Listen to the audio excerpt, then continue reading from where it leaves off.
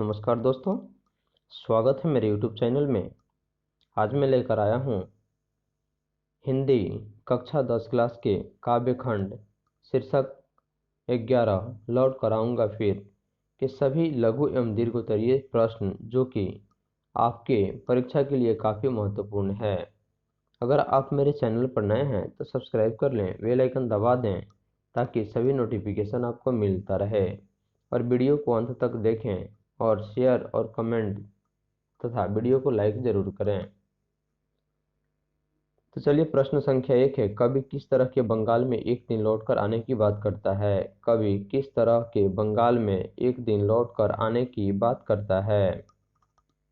उत्तर है, कवि धान से लहलहाते खेत, बहती हुई नदी के किनारे एक दिन लौटकर आने की बात कहता है। कवि भिन्न भिन्न योनियों में जन्म लेकर भी बंगाल की धरती पर ही आना चाहता है। प्रश्न संख्या 2, कवि अगले जीवन में क्या क्या बनने की संभावना व्यक्त करता है और क्यों?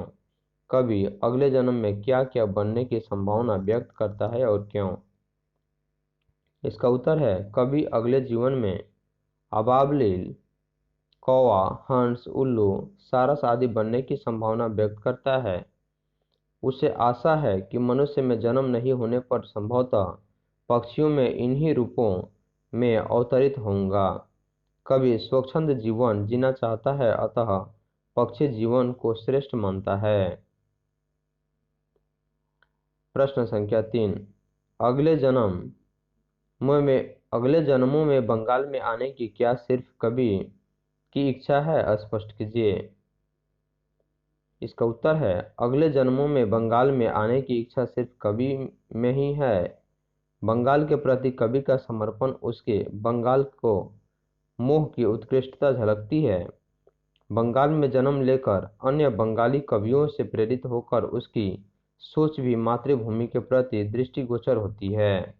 इस प्रकार अगले जन्मों में बंगाल में आने की सिर्फ कवि की ही इच्छा होती है। कवि किनके बीच अंधेरे में होने की बात करता है? कवि किनके बीच अंधेरे में होने की बात करता है? उत्तर है, कवि सारसों के बीच अंधेरे में होने की बात करता है।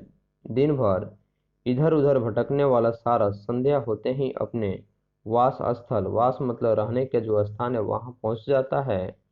कवि भी दिन भर इधर उधर रहना चाहता है, किंतु संध्या में बंगाल में ही रहना चाहता है। प्रश्न संख्या 5, कविता की चित्रात्मकता पर प्रकाश डालिए। चित्रात्मकता पर प्रकाश डालें। उत्तर है, कवि का बंगाल के प्रति समर्पण उसकी मातृ प्रेम को सबल कर देता है। मानव के रूप में जन्म नहीं हो, ये दुख की बात नहीं है, किंतु पक्षी कुल में जन्म लेकर कवि बंगाल को ही शोभित करना चाहता है। लहलहाते खेत, बहती हुई नदी आदि। अतः कवि कवि के अंतर्मन में बसे हुए हैं। लौट कर फिर आऊंगा के विविध भावों में कवि अपने नश्वर शरीर को त्यागने के उपरांत भी बंगाल की धरती को ही अपना आधारभूत बनाना चाहता है। आबाबिल, कौवा, हंस, सारस आदि में जन्म लेकर बंगाल की धरती पर बसना चाहता है। कवि में आए बिंबों का सौंदर्य स्पष्ट कीजिए। प्रस्तुत कविता में कवि द्वारा विविध रूपों में जन्म लेकर बंगाल की धरती में सुशोभित करने का भाव दृष्टिगोचर होता है। धान की धानी, रंग से लहलहाते खेत, पानी से भरी हुई नदियां कवि के अंतर्मन को छू लिया है। अतः कवि मनुष्य में जन्म न लेकर पक्षी कुल में जन्म लेना चाहता है। नदी के वक्ष स्थल पर तैरने वाली नौका की पाल बनकर स्वतंत्र रूप से बहना चाहता है। वस्तुतः कवि स्वच्छंदतापूर्ण जीवन को ही अच्छा मानता है। पराधीन भारत की दुर्दशा से कवि का मन विक्षुब्ध है, अतः वह स्वतंत्रतापूर्ण जीवन को सहज सौम्य रूप में व्यक्त करना चाहता है। कविता के शीर्षक की सार्थकता स्पष्ट कीजिए। समकालीन कवि जीवनानंद दास ने स्वच्छंद जीवन को उत्तम माना है। लौटकर आऊंगा फिर शीर्षक कविता में कवि अपने नश्वर शरीर को त्याग कर भी पुनः जन्म लेना चाहता है। बंगाल के प्रति उसकी उत्कृष्टता देखने में बनती है। बंगाल की जन्मभूमि कवि के हृदय को स्पर्श करते हुए रहती है। उसके अंतर्मन में उठने वाले मनोभाव सदा व्यथित करते रहते हैं। लहलहाते हुए खेत, स्वच्छंद बहती हुई नदी अनायास आकर्षित करते रहते हैं। अबाबिल, कौवा, हंस, सारस आदि में जन्म लेकर बंगाल की धरती को मुखरित कर देना चाहता है। बंगाल कवि और स्वतंत्रता सेनानियों की जन्मभूमि है, कभी भी इन्हीं का अंश होना चाहता है। अतः इनसे स्पष्ट होता है कि प्रस्तुत कविता का शीर्षक सार्थक और सम्मानित है। प्रश्न संख्या 8। कवि अगले जन्म में अपने मनुष्य होने में क्यों संदेह करता है? क्या कारण हो सकता है? उत्तर है कवि को पुनर्जन्म। पुनर्जन्म का अर्थ होता है फिर से दोबारा जन्म लेना। कवि को पुनर्जन्म में मनुष्य होने में संशय होता है। मनुष्य जीवन ईर्ष्या, कटुता आदि से पूर्ण होता है। लोगों की मानवता मर गई है। आपसी द्वेष में जीवन अधोगति की ओर चला जाता है। पराधीन भारत दुर्दशा से विक्षुब्ध स्वच्छंदतावाद को ही स्थान देता है। अतः वह पक्षी कुल को उत्तम मानता है। व्याख्या करें। बनकर शायद हंस मैं किसी किशोरी का घुंघरू लाल पैरों में तैरता हुआ रहूंगा, बस दिन दिन भर पानी में, जहाँ गंध जहाँ होगी भी वहीं घास भी।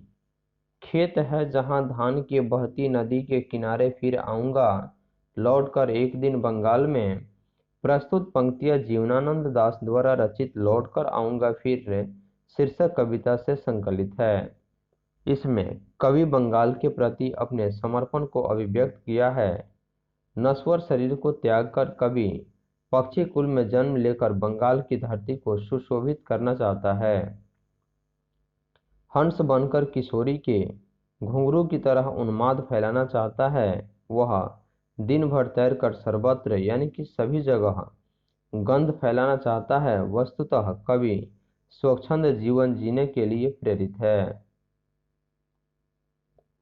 प्रस्तुत पंक्तियां जीवनानंद दास द्वारा रचित लौटकर आऊंगा फिर शीर्षक कविता से संकलित है। इसमें कवि बंगाल के प्रति अपने समर्पण को अभिव्यक्त किया है। स्वच्छंदता को आधार बनाकर जीवन जीने की उत्कृष्ट अभिलाषा रखने वाले कवि बंगाल को ही चयन करता है। जन्मभूमि होने के साथ साथ उससे अपने महापुरुषों की जीवन गाथा झलकती है। वह धान के खेतों में बहती हुई नदियों के किनारे विचरण करना चाहता है। बंगाल के धानी रंग कवि को अनायास आकर्षित कर लेते हैं।